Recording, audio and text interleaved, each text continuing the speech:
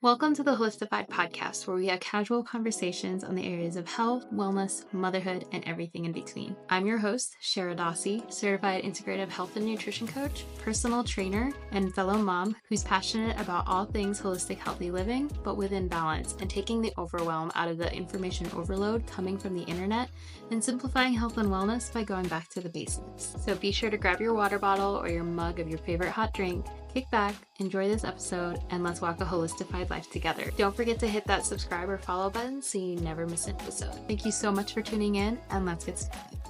Welcome to episode 2 of Holistify Wellness. This is actually the first episode that I have been trying to film, and we're going to talk about a few topics that I've been researching over the past several weeks, things that have been popular on the internet right now in my local area and trends that I see online. So for this second episode, just kidding, just so you guys know, this is like my take 3 recording this. Okay, I've tried to record it on my computer a couple times, but then the camera was either poor quality and then my microphone was turned off, so that was like an hour of talking to myself for no reason.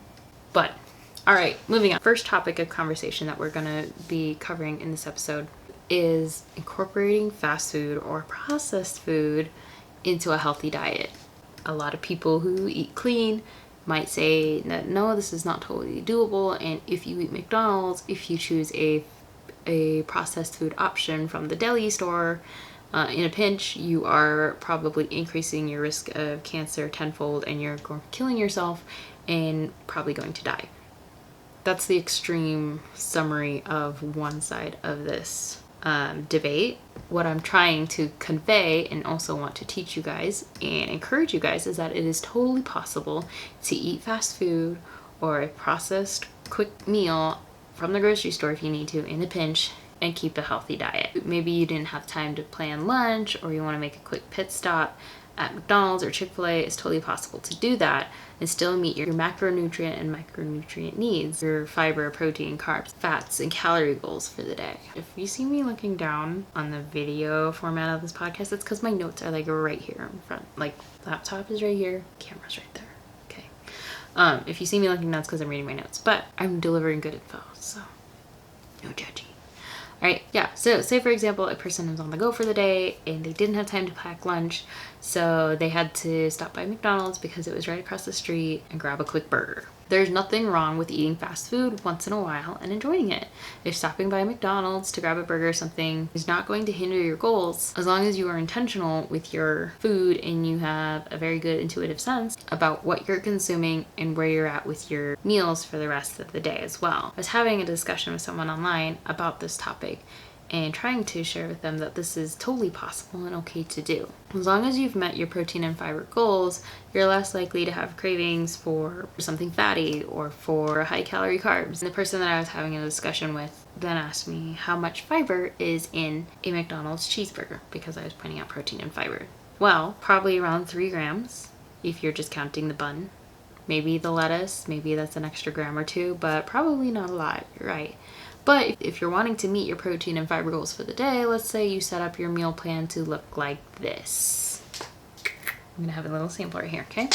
If you don't have the video podcast, you're not going to see it, but it's up here on the screen. But say for breakfast, you would have some avocado toast with hard-boiled eggs and strawberries. That's about 13 grams of fiber. For lunch, you would have a coconut chia seed yogurt. So that's about 10 grams of fiber for lunch. You're on the go really quick. So you grab that McDonald's burger, okay, 3 grams of fiber there. Maybe you decided to have some fruit on the side, so like a cup of raspberries or an apple. That's about another 4 to 5 grams of fiber for that meal. And then for dinner, you're home, you throw in a quick mixture of maple roasted carrots and chicken into the oven. That doesn't take that long at all to cook, and you boil up some rice really quick as well. That's about 10 grams of fiber. That's about 38 grams of fiber. The dietary recommendations for fiber, or the RDA recommendations for fiber, is about 25 to 30 grams. So even if you didn't have fruit at lunchtime with your McDonald's burger, you would still be well within your needs. Same with protein. And that's just what a healthy, balanced diet can look like. No shame in grabbing that burger. Okay, but you just don't do that every day, of course, you know, the next time you plan ahead so that you don't have to make that quick pit stop for lunch. Said person was not exactly satisfied with my response and then asked me, well, what about carbs and saturated fats for this meal plan? Well, the total calories for this exact diet meal plan that I created in like 10 minutes was around 1,600 calories. So pretty decent depending on what your goals are. A lot of people's goals are weight loss. So yeah, 1,600 calories is pretty good. It's not excessive. It's not around 2,000 or 25,000 calories for a total day's worth of eating. In terms of saturated fat, the RDA recommends no more than 30 grams of saturated fat for men and no more than 20 for women. So in this specific example, there's only 17 grams of saturated fat, so you're well within your means. As for carbs, you're also well within a healthy intake for carbs. Total carbs for this specific plan was around 132 grams. I'd say that's pretty fine.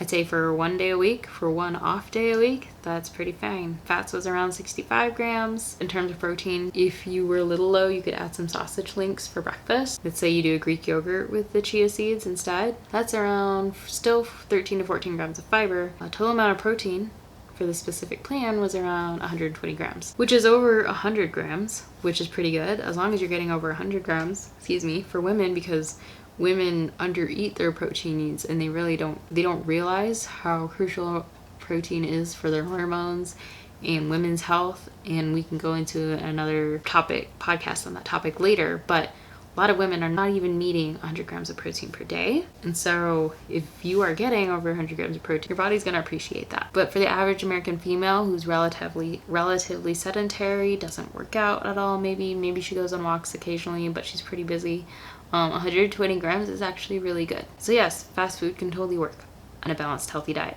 Obviously, you just don't do it every day, because you want to outweigh the negative effects of processed foods and chemicals and ingredients or whatever it is that's in those foods. And also there's lots of fats and oils when you choose takeout or processed as well. So there's extra calories coming there. If you're struggling trying to create a healthy meal plan that works for you and your lifestyle, and maybe you want room for fast food once a week because you really like Chick-fil-A like I do, depending on what your goals and needs are, I provide custom meal plans for all of my clients all the time, just like that, just like the one I created, and even leave room for Chick-fil-A once a week if you really, really want that. I invite you to work with me. Just consider that. You can still enjoy all the foods that you love, still lose weight, support your hormones, have energy, and enjoy your life without the fear. So the next topic that we're going to talk about is heavy metals, things like lead. There's been a lot of public outcry on social media recently because of findings of lead in Stanley water bottles, but also a lot of regular water bottles are going to have lead on them, especially on the sealing point, which is like that little dot at the bottom of the water bottle. But yes, we get it, lead is toxic. But what a lot of people don't know, and I think that they should know and teach more of this instead of spreading fear around different foods and household items that lead is found in, is that when you are meeting your mineral intake daily, you are less likely to absorb heavy metals. I've been doing a lot of research in this area because as a mom, it's important to be aware of possible heavy metal exposure when you're pregnant, right? Because you want to grow a healthy baby. You want your children to grow and develop without any negative brain development or growth development as well. I definitely done a lot of research and reading on that, and a lot of studies bring up the point that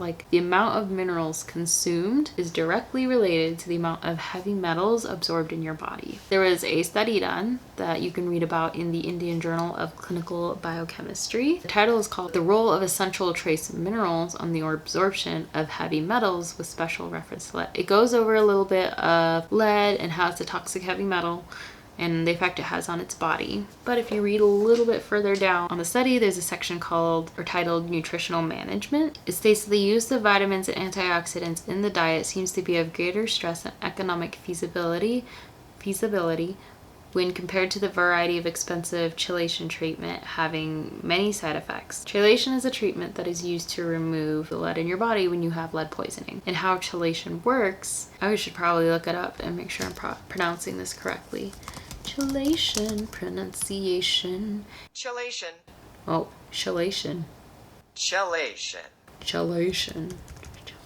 Chelation. Never mind, it's pronounced chelation. Chelation. I think you guys heard that.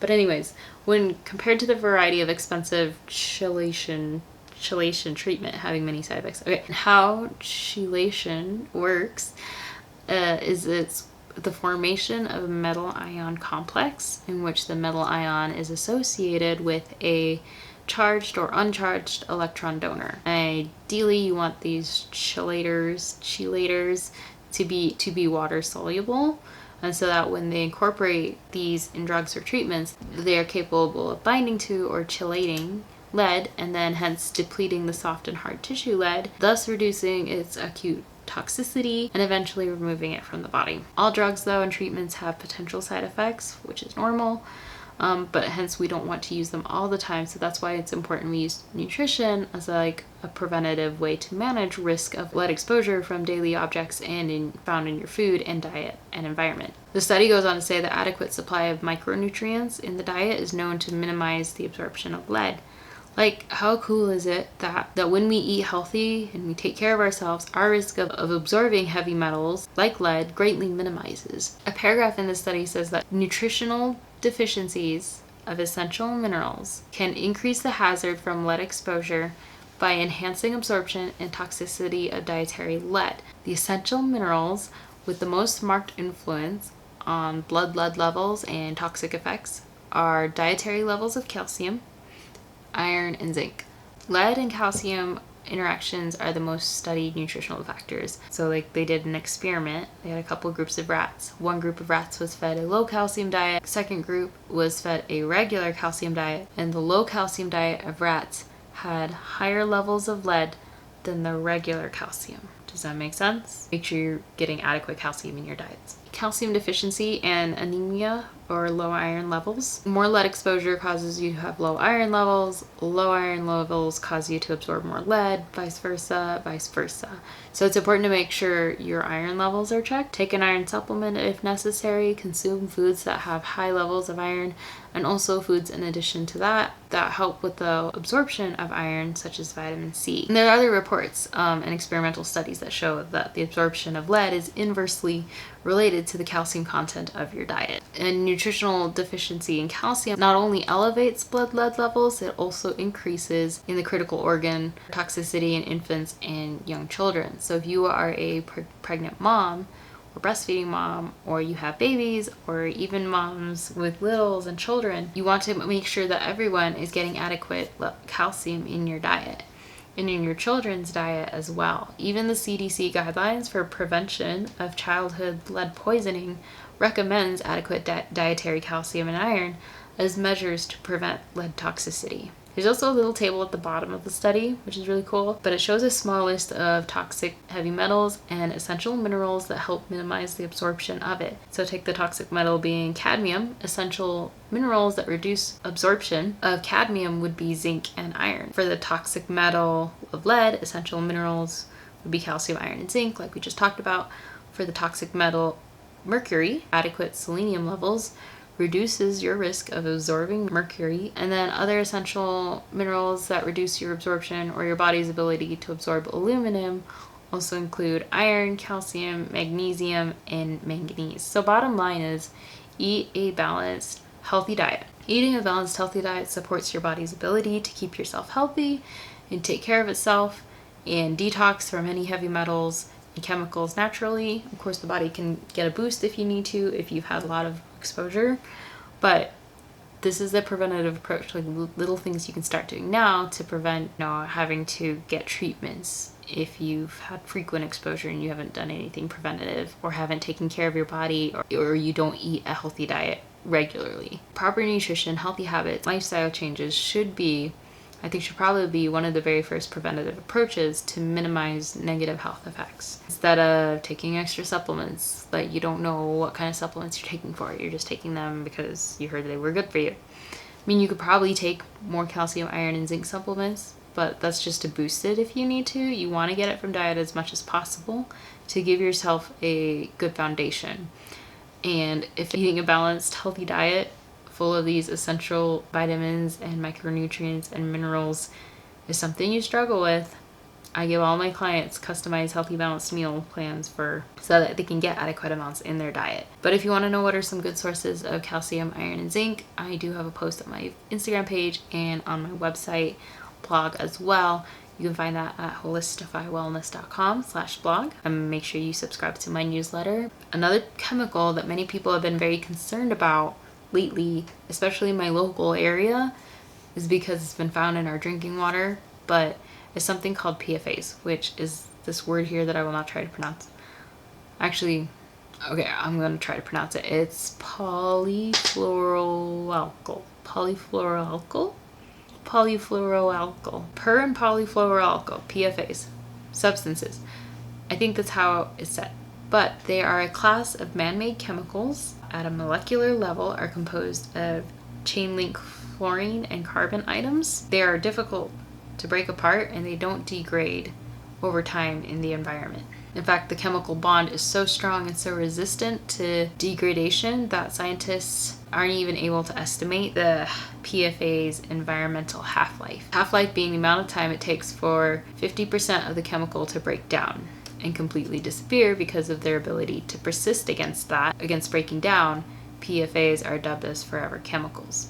And they are found in countless products such as clothing, furniture, fabric treatments, and sprays. Adhesives, food packaging, non-stick cookware is a popular one. Personal care products, anything personal care products, cosmetics, installation of electrical wire, firefighting foam. A lot of people are being exposed to this on a regular basis. And obviously you can reduce some of these items in your lifestyle or look for PFA-free sources to minimize exposure, but there is also a nutritional preventative approach as well. And again, that's with a balanced, healthy diet. You guessed it. But if you wanted to get into the nitty-gritty details, I do have some good information to share with you. All right, but before I get into the nitty-gritty information, maybe I should tell you why people are concerned about PFAs. People take in more of the chemicals than they excrete, process that leads to bioaccumulation in your body. So bioaccumulation is when you intake more of a chemical than you excrete. It is important to note that there are thousands of variations of PFA chemicals, which make them hard to study. But the research conducted to date reveals possible links between human exposures to certain PFAs and some adverse health outcomes. These health effects include altered metabolism and body weight regulation, risk of childhood obesity, increased risk of some cancers, reduced ability of the immune system to fight infections. They also concluded that 2 types of PFAs suppress the antibody response and were a hazard to immune system function. Long-term studies showed a link between PFAs exposure and an increased risk of type 2 diabetes. Exposure to certain PFAs may be associated with increased risk of thyroid cancer. A large-scale study on exposure to PFAs in humans and rodents showed consistent evidence of liver damage. So that's why people are concerned about PFAs. But nutritional approach to preventing it, managing it, and being able to live life and thrive a little bit. Common ways to protect yourself against PFAs: you could get a good water filtration system if you have the budget for it. If you don't, that's okay. I highly recommend looking at your diet. Also, if you have any non-stick cookware, maybe completely remove those, switch it out for stainless steel or cast iron. I also actually personally use HexCloud, which is a combination of non-stick and stainless steel. But you gotta make sure if you have non-stick cookware, you're cooking on it properly. Never on high heat. Like always on low or medium heat, never high heat. So that you're not increasing your risk of being exposed to PFAs as they are leached through high heat or high temperatures. But yes, non-stick cookware is another way to reduce the risk. You can also get an air filter for your home. That's another expensive way to do it. But if you don't have the budget and space for that, look at your diet and your regular life and your regular lifestyle habits. So your body is well equipped to naturally process out toxins through your natural detoxification pathways, your liver, kidney, lymphatic system. There are also recent studies that suggest folate supplementation. Folate may reduce PFA's accumulation in the body, which may protect against adverse birth outcomes and boost immune health. So especially if you're pregnant, take folate. Make sure your prenatal vitamin has the active form of folate and not folic acid. But folate supplementation recommendations are set at 400 micrograms of folic acid each day. People can consume the recommended amount through diet and over-the-counter supplements. Folate is naturally present in many foods such as beef liver, vegetables, especially like asparagus, Brussels sprouts, dark green leafy vegetables like spinach, mustard greens, fruits and fruit juices. They have a whole article here that kind of covers folate's protective effects may now extend to PFAs. That's the title of it. I will put a link to it in the show notes right here. Little screenshot of the article right here. Adequate folate intake will help with this. There are a lot of detox regimens that you can do, but a lot of them are overrated or maybe too fancy of a ritual that people can get caught up in. But I want to take you guys back to the basics, back down to a nutritional approach to where you don't have to do fancy rituals, detox rituals, okay? You can just make it a part of your lifestyle, set yourself up for success, and you give your body a solid foundation to take care of itself by giving it the proper things it needs. So one is probiotics. I'll put a link here, but there's been studies that have been shown that certain lactobacillus strains will help bind to PFAs and detox them from your body. You can try to get as many different probiotic strains in from your diet as possible, like kefir, pickles, miso, raw cheese. You could also take a probiotic supplement as well, but there's so many unregulated supplements out there. Your best bet is just to make your own homemade sauerkraut or homemade yogurt, anything like that. A lot of those things are super easy. You only have to do it like once or twice and you get the hang of it. If homemaking something once, you don't have to then do it every day, maybe like once a week or once a month, just to give your body what it needs. A second one, multiple types of dietary fiber are shown to lower the PFAs in your body, and that should be relatively easy to get. Right? I gave you a few examples, but fiber from foods, fruits, vegetables, whole grains if you tolerate them, beans. Another one is fish oil or omega-3 fatty acids. Scientists studied people that taking a fish oil supplement, and they expected these people to have higher levels of PFAs because there's so many PFAs in our water supply, which causes fish to have a significant source of PFAs as well. But in fact, it was actually the opposite. They stated that while fish oil users did not experience increased serum PFAs, there was an unexpected adverse association with some population subgroups. Again, that's not defining, and that's not saying it's the cure-all, but could definitely help. There are some other extreme ways that are not necessarily convenient, such as like donating blood, getting the blood out of your system and getting the PFA blood out of your body, right? But then you're giving the PFAs to someone else. I don't know, does blood go through a cleansing system when you donate it? I don't know how that works. But another way was fiber, and the couple supplements out there, there's psyllium or metamucil. These are fiber supplements, and again, fiber helps you cleanse your body, binds to the toxins, cleans you out, and it takes out some PFAs as well. While PFAs are everywhere, there's a lot we can be doing to reduce our risk of getting health issues from them. Again, removing some PFA sources from our lifestyle and environment, but they are everywhere,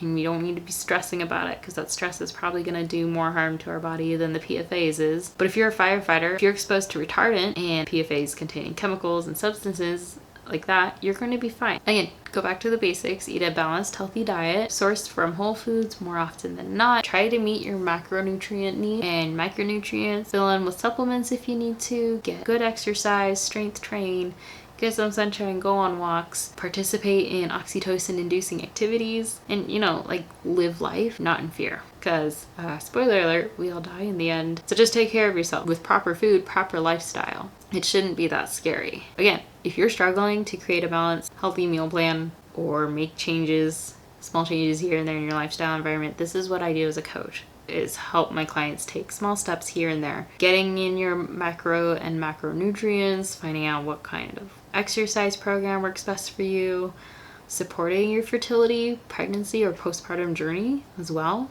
taking the stress out of it and helping you navigate all the information that comes out of the internet. If getting one-on-one support is something you need and maybe working with me interests you, send me a message on Instagram or on my email, on my website, but I'd be happy to help you out. That is all. Yeah, we talked about processed foods, fast foods, and a healthy diet. We talked about heavy metals and its direct relation to mineral intake and absorption in your body, and PFAs, chemicals, and how to reduce exposure and support your body's ability to detox those as well. I hope you guys found value in this. I hope this also brought you some peace of mind to your wellness journey if any of these topics were something you were stressing out about or obsessing over. I really think that moms should be able to live life and not be worried about this stuff, be worried about lead exposure with their kids and PFAs in their pots and pans, and whether Chick-fil-A is safe to eat or not. There's just a lot of fear-mongering happening, and a lot of my clients are moms, and a lot of my mom clients